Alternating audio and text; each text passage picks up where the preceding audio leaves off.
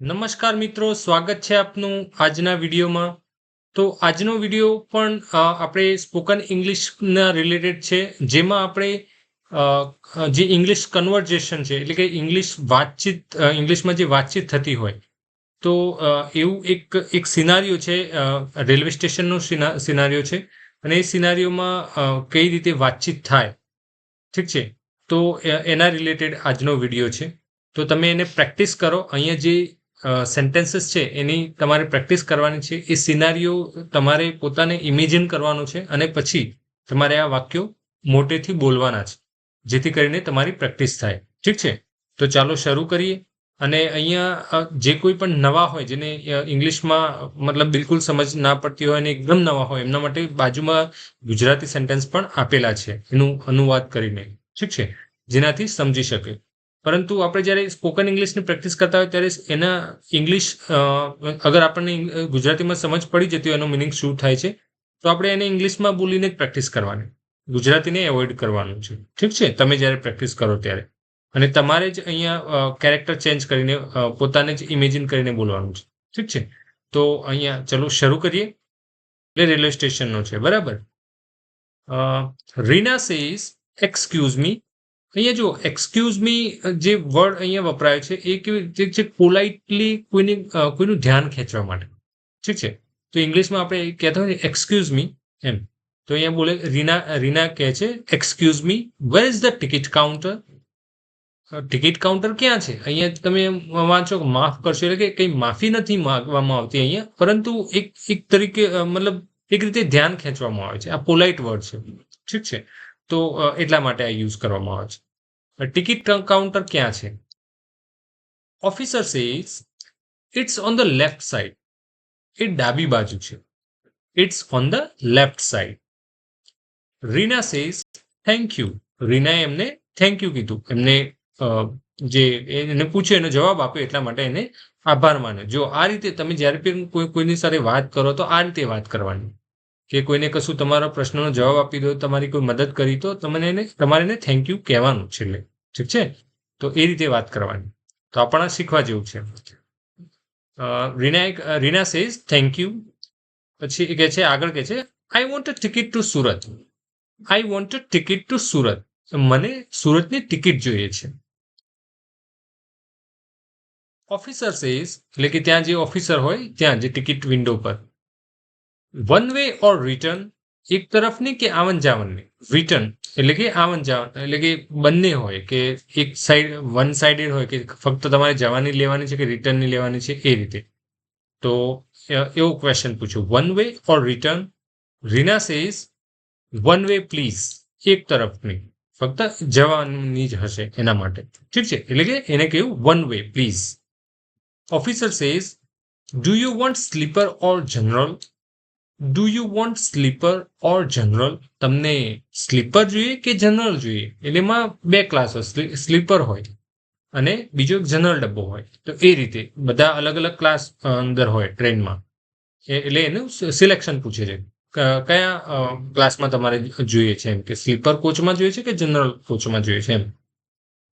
તો Reena says sleeper please. રીનાએ કહ્યું સ્લીપરમાં, કૃપા કરીને સ્લીપરમાં આપો, એમ. Officer says here is your ticket. આ રહી તમારી ticket. Reena says which platform is for Surat train. રીનાએ ક્વેશ્ચન કર્યો, which platform is for Surat train. સુરતની ટ્રેન માટે કયું પ્લેટફોર્મ છે?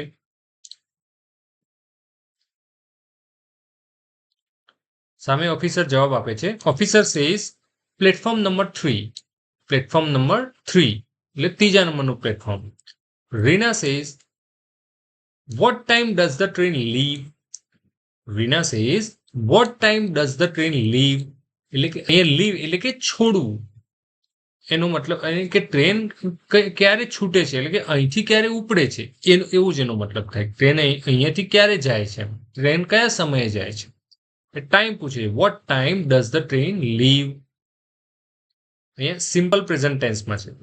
ઓકે. એટલે આ સેન્ટેન્સ તમે ક્વેશ્ચન માર્ક, WH ક્વેશ્ચનથી ક્વેશ્ચન માર્ક કરવામાં આવે ત્યારે કઈ રીતે સેન્ટેન્સ બને તમે જુઓ.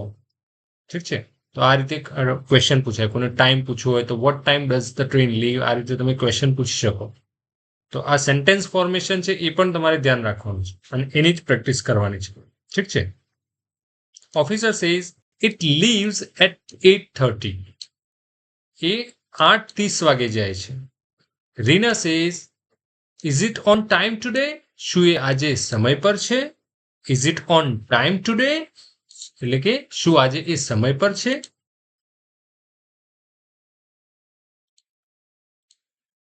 Officer says yes it's on time. હા, એ સમય પર છે. Yes it's on time. એ સમય પર છે.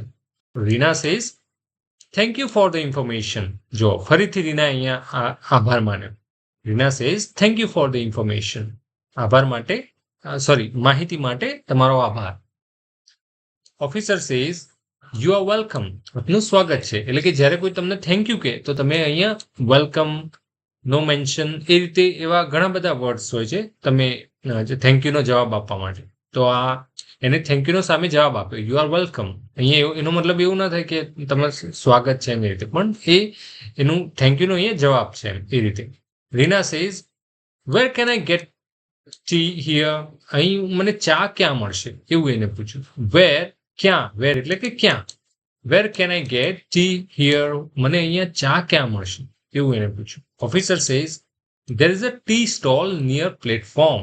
There is a tea stall એટલે કે દુકાન, ટી એટલે કે ચાની દુકાન, near platform, near એટલે કે નજીક, પ્લેટફોર્મ નંબર 2 એટલે કે પ્લેટફોર્મ 2 ની નજીક ચાની દુકાન છે એવું. Reena says okay I will go there. સારું, હું ત્યાં જઉં છું એટલે હું ત્યાં જઈને પીશ એમ. એના માટે આઈ વિલ ગો ધેર, હું ત્યાં જઈશ એમ.